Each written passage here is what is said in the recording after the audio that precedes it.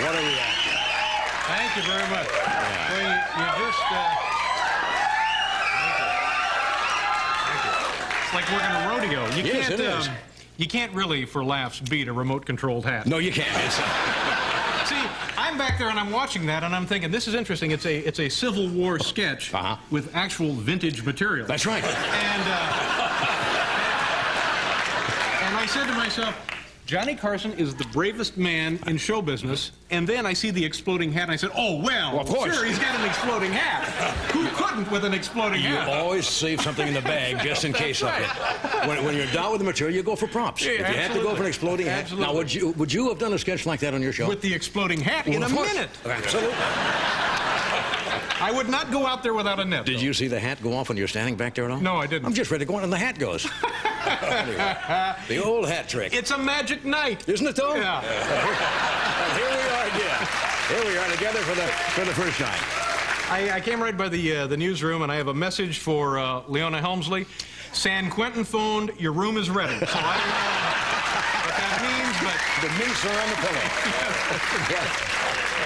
Now, see, that's more than you've been on top of that story more than we have out here. I did a joke a couple of weeks ago about Leona Helmsley, and half the audience kind of looked. Now, you do that in New York, and it's the biggest story in New York in years, right? Yeah, in New York, people want to take her down. You know, they're storming the Bastille. I was in New York. I came out Sunday, and I came out on TWA's nonstop service for Misfits and Losers. Look into that.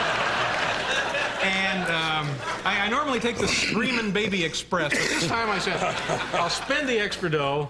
And ask me now, Johnny, what time TWA's 6:30 flight to Los Angeles leaves? Okay, what time? 6:30 flight. What time does TWA's 6:30 flight leave for Los Angeles? 8:30. And thanks for... We were waiting. People had been waiting for this flight so long they're actually getting mail there in the airport. Actually getting mail. Getting mail, huh? Yeah.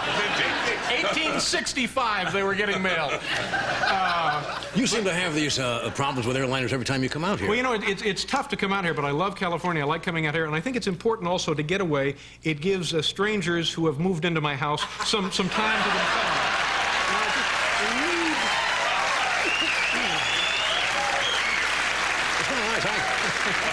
I admire you, though. You're kind of running a shelter, aren't you? Yeah, that's right. It's important to have that me time, especially if you are psychotic. It's a very... Well, you can blame Martin Sheen for that. He said to the homeless you'd go out to Malibu, and you don't really live in Malibu anymore. No, I don't live in Malibu. We're not neighbors like we used to be. Yeah, we used to be neighbors, and all the great fun we used to have. Not neighbors. What do you mean not neighbors? We weren't door to door, I mean. No, you were on the 6 million side of the neighborhood. I was on the 600,000 side of the neighborhood. That's when we had the bad truck out in front. You know, I saw that truck today. As a matter of fact, you stole the truck and brought it in here. That's right. Yeah, and damaged it. That's right. That was fun, wasn't it? I don't know if you remember that. I stole his truck once and brought it out here. Oh, no, wait a minute. Claiming. Wait a minute. Were you out there jacking it up, you personally? Yeah, stole. I don't think so. Stole was the wrong word. I don't think this man has seen a jack in quite some time.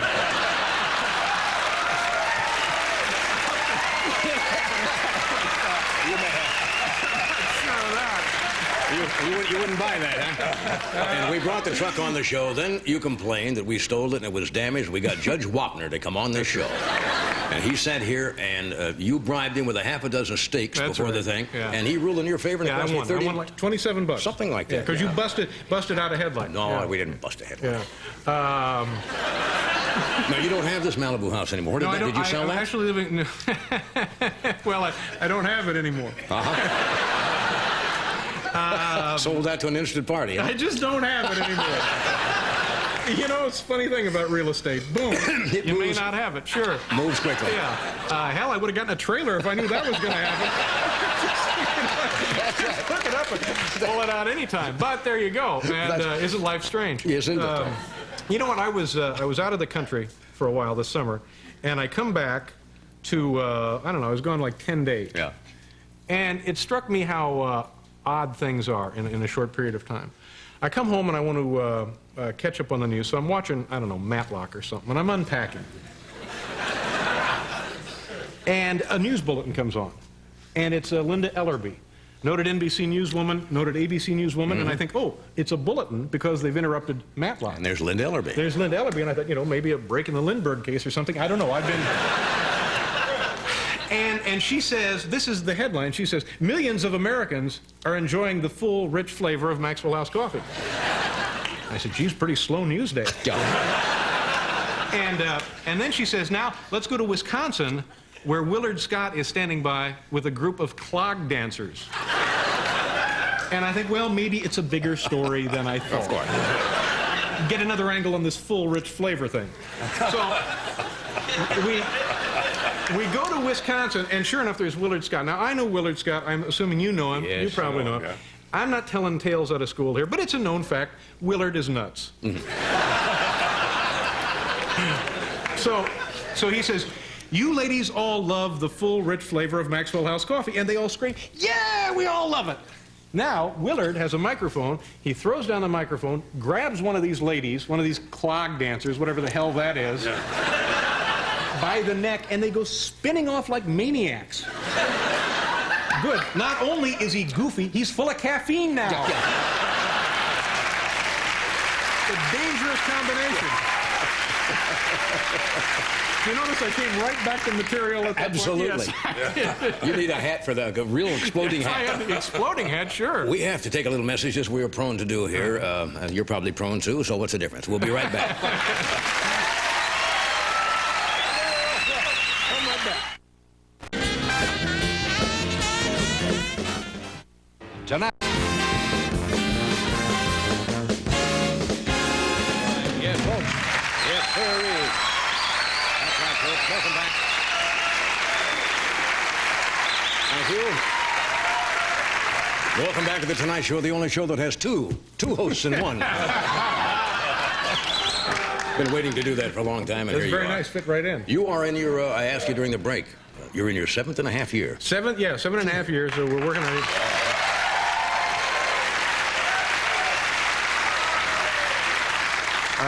I was thinking about it. When I first started doing this show as a guest, and then later I was hosting the show, you knew I was hosting for a while, right? That's right. Oh, yes. And I keep records of that. you know, the Ayatollah died this summer.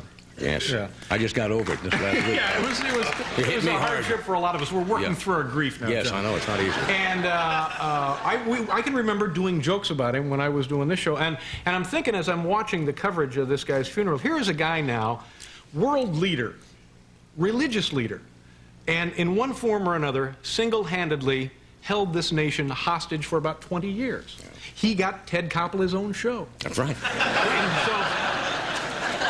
so there... Man! Well, wow. Somebody walked in up there. Yeah. See, after that hat joke, they're ready for some esoteric material. I guess so. You can only go with a floating hat so long, and then they got to think. So, they're covering the man's funeral on the news, and it's like watching a panty raid. It was... And so people are pushing and shoving, and I guess you know this, and they actually knocked the remains of the Ayatollah out of the box and onto the street. Yeah. Thank God he wasn't injured. That's right. He'd been turban dead for weeks, you know, before he actually died. He just kind of drifted away quietly. It was, so now the other thing I'm thinking about is Oliver North now. They finally had the trial this summer. Right. And they finally had the sentencing and so forth. He gets like a fine. He's fined like $100,000. And he's given 1,200 hours of community service. Boy, that'll teach him. You know, I mean, I think they're sending a pretty powerful, pretty clear message there, by God. You get caught selling weapons to one of our enemies, mister, and by God, you can just spend a couple weekends a year picking up cigarette butts in the park. Forget that. Because...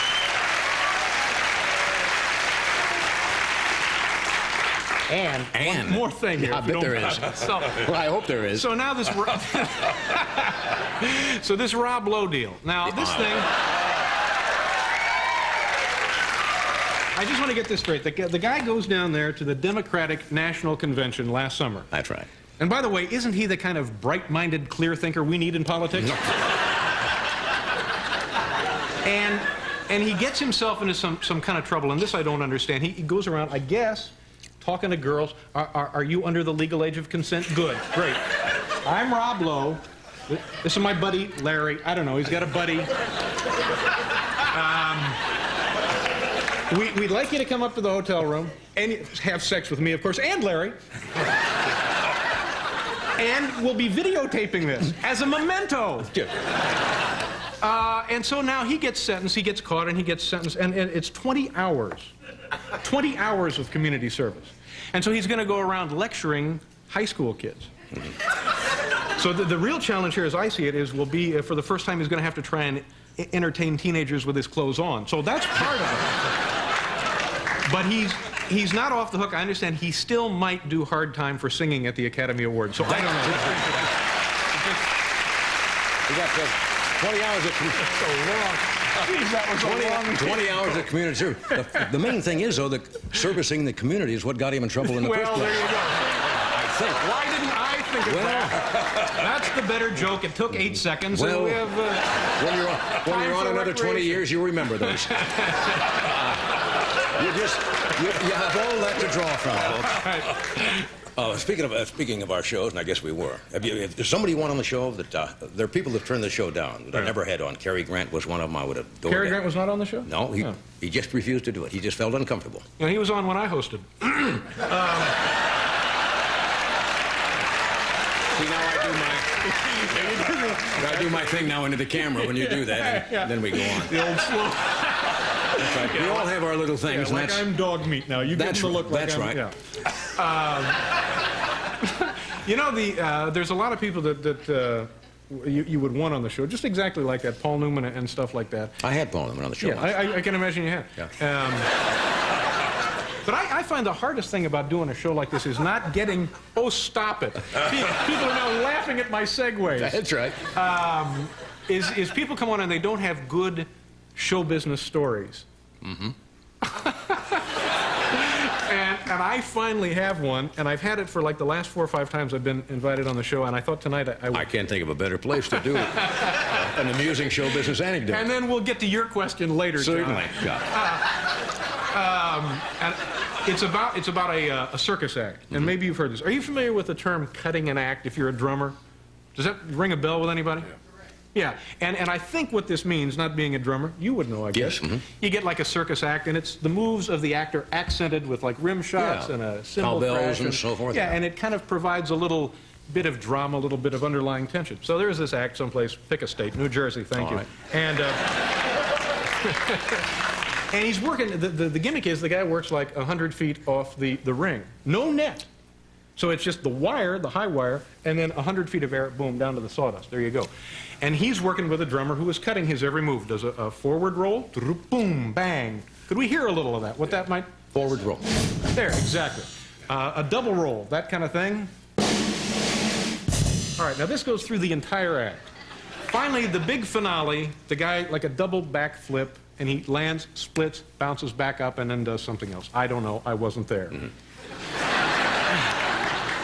He misses the big the split on the wire thing, and is now plunging to his death. The drummer cuts him all the way down. Yeah, there you go. Very inside show business. It's a show business story. That's a real show business story.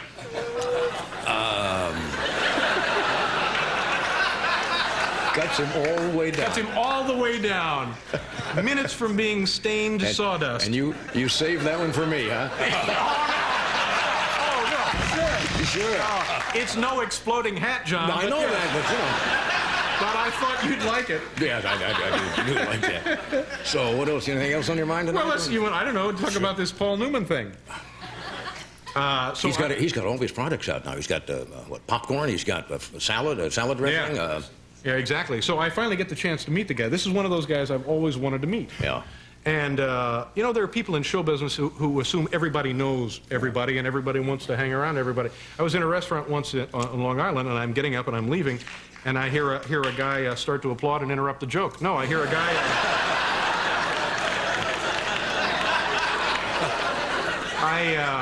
and God bless you for it, come to think of it. So I'm getting up to leave, and I hear a man say, Dave? Cliff. Just like that, and I turn around, it's Cliff Robertson. Like we're in a club. And coincidentally, I'm so stupid, that day, my phone was on the blink. And for a split second, I thought, oh, great, I'll report it to Cliff. Because he does it. Yeah, So,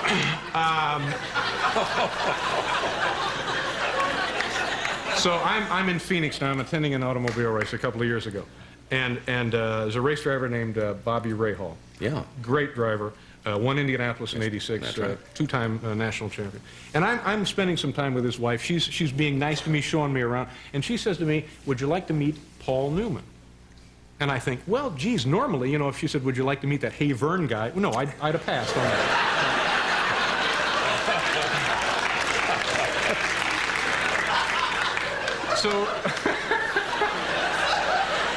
So she goes into his trailer, and by God, there's Paul Newman. And I'm stunned because this guy is really a star, a major movie star. He's been in films, HUD, The Verdict, on, the Butch Cassidy, The Sundance Kid, all of them. A great actor and a great star. And the only thing I can think to say to him is, geez, I really enjoy your popcorn. That's the only... But we go on and we have a nice little dialogue, and I'm beginning to think, geez, maybe we're friends now. Paul Newman and I, because we've chatted, we know one another, we're both at the race, we both know Debbie Rahal. Okay, so now, a couple of months later, I'm at Indianapolis, also at a race. They have a race there. And I see Paul Newman again, and I think this is my chance to impress this young woman that I'm with. I think this will just drive her nuts, because Paul Newman is coming up these stairs. He has a little white outfit on, white shoes, white pants, white shirt, little white hat, like he's pretending to be in the Navy, this kind of thing. And so I normally wouldn't do this. I stand up and I see him and I said, hi, Paul, just like that. And the girl is right here. Paul does this. And keeps walking.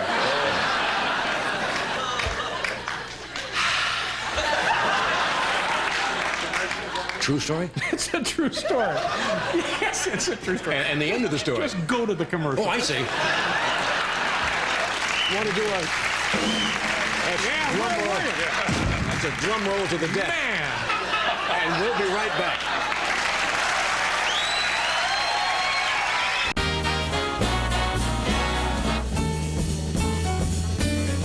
Okay, we just have time. Good to see you again. Thanks for coming. Julie will be at the Caesar, Atlantic City, the 15th through the 20th of September. Nice to see you again. Come back, will you? Thank you very much. Dave, thanks for being here tonight. Thank you very really, much, it's a John. lot of fun.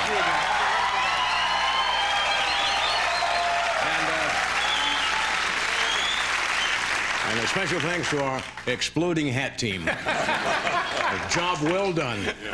Tomorrow night is Friday. They have a football game on tomorrow night. We won't be on, but we'll be on next week. But they have a football game tomorrow. Thank you. Good night.